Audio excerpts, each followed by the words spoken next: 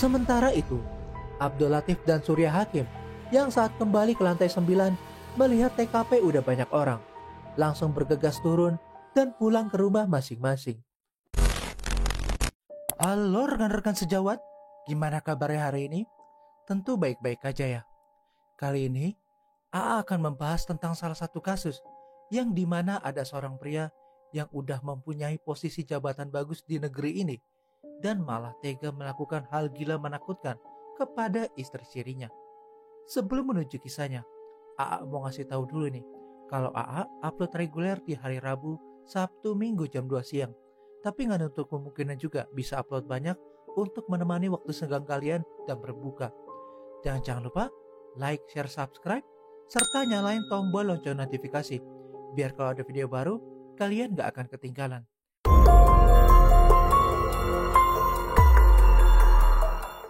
Niken Hayuwinanti lahir di Salatiga, Jawa Tengah. Wanita yang dikenal dengan nama panggilan Holly Angela merupakan anak dari pasangan Sarino dan ibunya bernama Agnes Rinasiti. Saat remaja, Holly bersama dengan keluarganya pindah ke Tuntang Semarang, Jawa Tengah. Setelah lulus SMA, ia memutuskan untuk merantau ke Jakarta. Pada tahun 1992, Holly Angela bertemu kekasihnya dan gak lama kemudian memutuskan untuk menikah. Ia dikaruniai anak pertama bernama Anna Maria dan anak keduanya bernama Billion pada tahun 2005. Namun gak diketahui dengan pasti penyebab masalah pernikahan Holly Angela. Beberapa tahun kemudian, ia memutuskan untuk bercerai dengan suami pertamanya. Gak lama setelah bercerai, Holly Angela bertemu dengan Gatot Supiartono dan memutuskan menikah secara siri pada tahun 2011. Sekedar informasi aja nih lor, Gatot lahir pada 9 Oktober 1959. Ia dibesarkan di kediaman orang tuanya di daerah Rawamangun, Pulau Gadung, Jakarta Timur. Gatot sebelumnya telah menikah dan memiliki seorang anak pada tahun 2004. Setelah menikah, ia pindah tempat tinggal ke daerah Penggilingan, Jakarta Timur. Awal karirnya ia bekerja di Badan Pengawasan Keuangan dan Pembangunan atau BPKP. Karir reputasinya cukup baik, sehingga akhirnya ia pindah ke Badan Pengawasan Keuangan Republik Indonesia pada tahun 2005. Ia berhasil menduduki posisi sebagai eselon 2 di Inspektorat Utama. Beberapa tahun kemudian, karir Gatot semakin menanjak menjadi pejabat eselon 1 Auditor Utama Keuangan Negara yang berfokus pada pengeditan bidang Polhukam. Namun sayangnya, kisah cintanya gak semulus karirnya. Karena pada tahun 2011, Gatot Supiartono secara diam-diam menikah secara siri dengan Holly Angela di Bandung, Jawa Barat. Awalnya pernikahan mereka ini sangat bahagia dalam foto pernikahan. Mereka berdua terlihat sangat bahagia menikah dengan cinta kasih. Namun lama-kelamaan, kebahagiaan itu mulai luntur. Gatot mulai mengenal karakter asli istri sirinya yang terlalu banyak menuntut. Holly Angela selalu menuntut untuk dibelikan barang-barang branded, apartemen, rumah, mobil, serta liburan ke luar negeri. Tapi semua permintaan itu selalu dipenuhi oleh Gatot Supiartono. Sampai suatu ketika, Holly Angela meminta kepada Gatot untuk menceraikan istri pertamanya, sehingga membuat Gatot marah. Gatot yang mulai gak tahan lagi dituntut ini itu oleh sang istri, mulai merencanakan penghabisan nyawa terhadap istri siri yang baru dinikahinya sekitar 2 tahun sebelumnya. Gatot Supiartono kemudian menyuruh Surya Hakim untuk menghabisi Holly Angela. Sebagai informasi, Surya Hakim adalah merupakan sopir freelance yang sering menyopir mobil Gatot Supiartono. Selain itu, pria berusia 45 tahun itu juga merupakan seorang mantan preman di Bekasi, Jawa Barat. Surya Hakim yang menerima tugas dari Gatot menjadi eksekutor dengan bayaran puluhan juta rupiah. Namun untuk menjalankan aksinya, Surya Hakim merekrut Pagu Satria Permana sebagai pemantau sekaligus supir. Surya Hakim mulai melancarkan aksinya berawal dengan menggandakan kunci kamar apartemen milik Holly Angela. Sementara itu, Pagu Satria Permana merupakan orang yang sengaja direkrut oleh Surya Hakim untuk menjalankan tugas dari Gatot Supiartono. Pria berusia 41 tahun itu bertugas sebagai pemantau rumah Holly Angela di Cibubur dan memantau segala macam kegiatan Holly Angela. Pagu juga turut membantu Surya Hakim untuk merekrut para eksekutor lain, yaitu Rusdi, El Rizky Yudhistira, dan Abdul Latif. Abdul Latif merupakan orang yang direkrut Pagu dan bertugas sebagai pemantau situasi. Pria berusia 48 tahun itu menerima tawaran dari Pagu dan Surya Hakim untuk melakukan eksekusi terhadap Holly Angela. Dan perlu kalian ketahui ya lur, Abdul Latif juga sempat ikut beberapa kali dalam rapat perencanaan pembunuhan Holly Angela.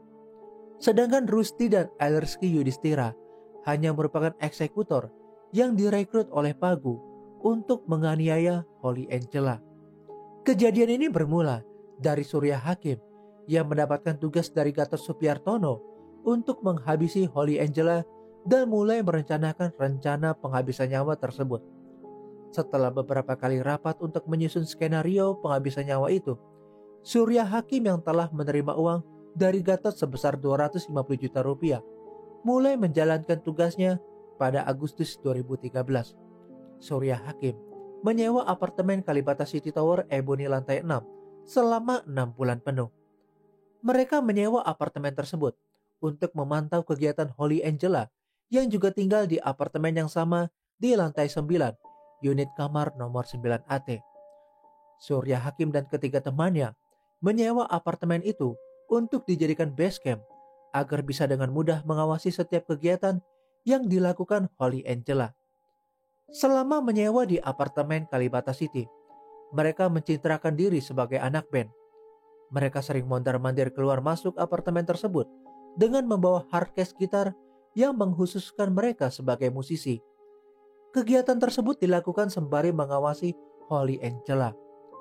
Setelah memastikan skenario yang mereka buat telah rapi dan dengan persiapan yang sangat matang, akhirnya mereka memutuskan untuk mengeksekusi Holly Angela. 28 September 2013, Holly Angela meninggalkan apartemen Kalibata City untuk berkunjung dan menginap di rumah ibu angkatnya di daerah Cibubur, Jawa Barat. Tanpa sepengetahuan Holly Angela, Pagu terus memantau kegiatan Holly Angela dari jauh.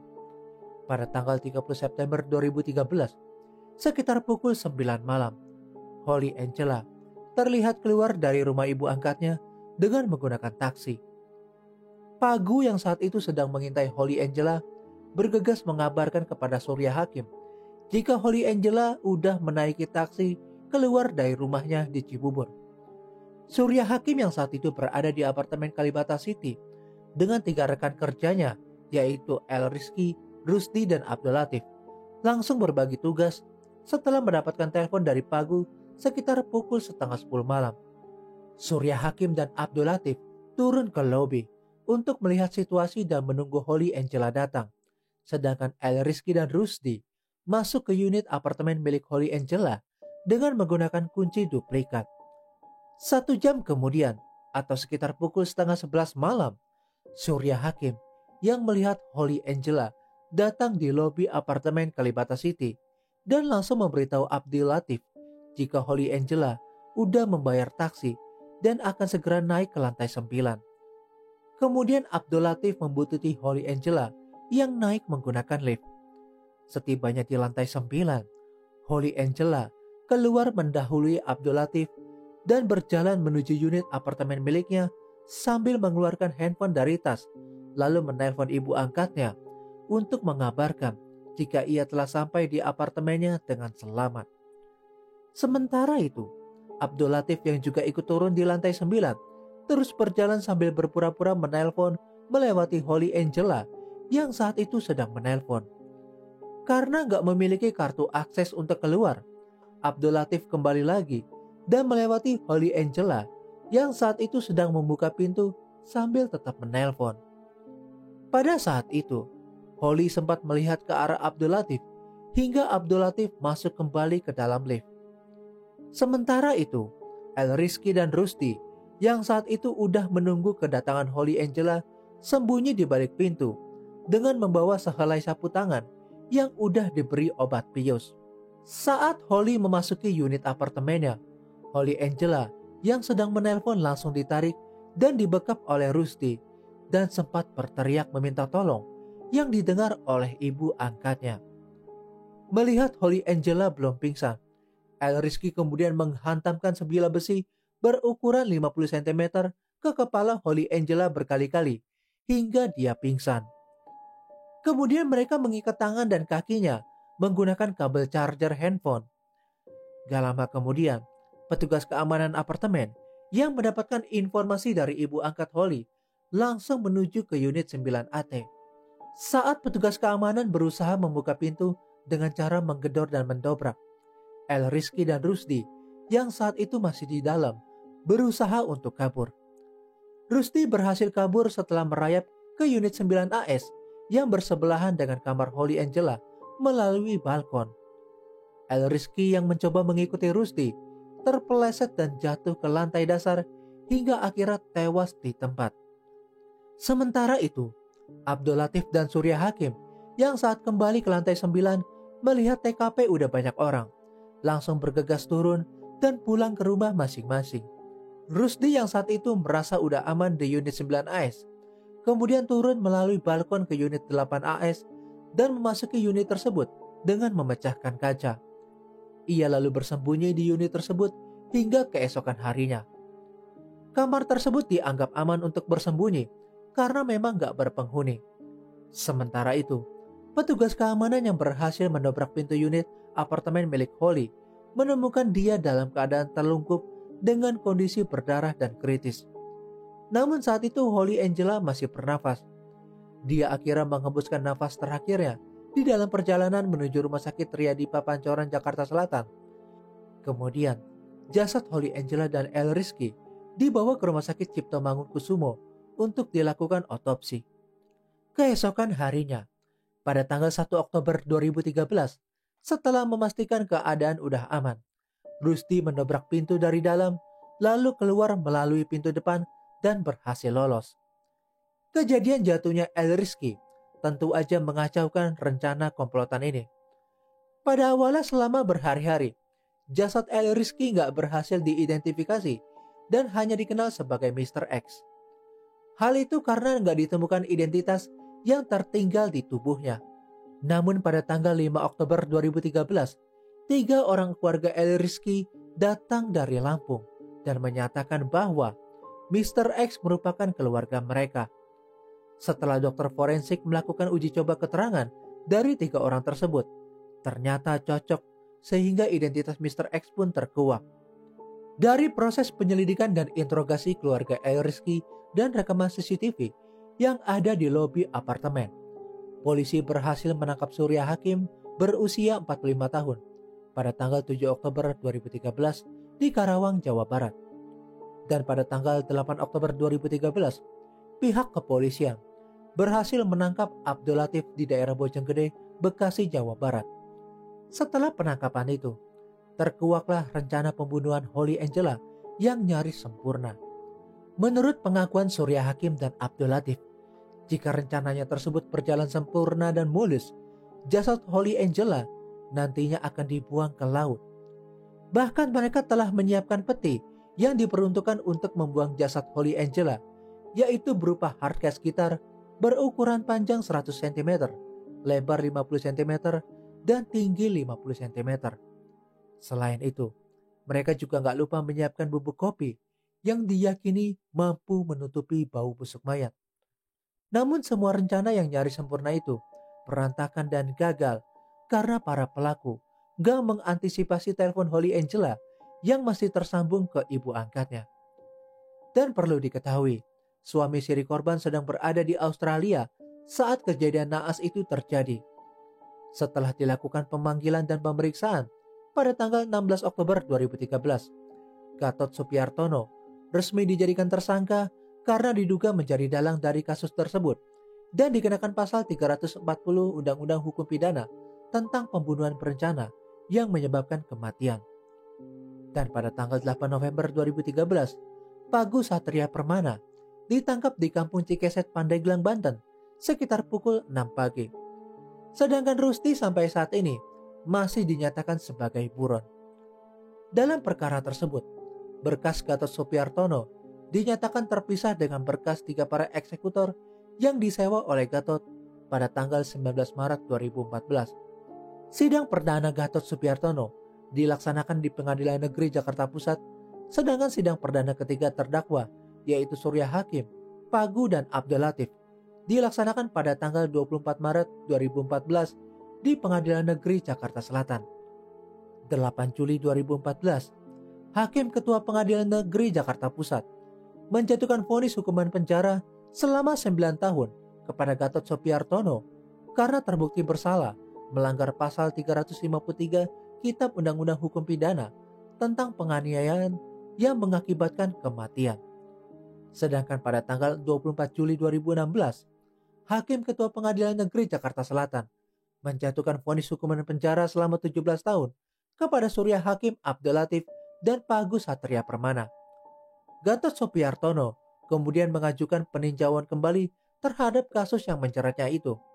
Namun pada akhirnya, Mahkamah Agung menolak permohonannya itu, sehingga pada tanggal 21 Oktober 2015, Hakim Mahkamah Agung menguatkan keputusan Pengadilan Negeri Jakarta Pusat, yaitu vonis penjara selama 9 tahun. Sedangkan Surya Hakim, Abdul Latif, dan Pagu Satria Permana mengajukan banding di Pengadilan Tinggi Jakarta pada tanggal 24 Oktober 2014. Pengadilan Tinggi menjatuhkan vonis hukuman penjara selama 9 tahun. Vonis tersebut jauh lebih rendah dibandingkan putusan Pengadilan Negeri Jakarta Selatan. Tapi mohon maaf banget ya Lur, karena AA belum bisa dapat data validnya. Jadi AA kurang tahu nih, saat ini Gatot Supriartono dan 3 para eksekutor lainnya udah bebas atau belum dari penjara. Karena memang kasusnya ini agak lama ya. Nah, itu dia tadi kisah nikah siri yang berujung malapetaka. Seharusnya jika memang gak ingin melakukan penghabisan nyawa itu, lebih baik memang diceraikan aja. AA tahu pasti itu mencoreng nama dia sebagai pejabat negara. Tapi jika harus menghabisi nyawa orang, nama baiknya bakal lebih tercemar lagi dibanding perselingkuhan. Nah, buat kalian kaum perempuan, sebaiknya lebih hati-hati lagi ya dalam melakukan perhubungan. Karena kedepannya kita gak bakal tahu nih seperti apa rencananya. Dan semoga dengan adanya kasus ini, kita bisa ambil pelajaran dan buang negatifnya. I'm Jurnal AA, and still next time, stay safe ya Lur.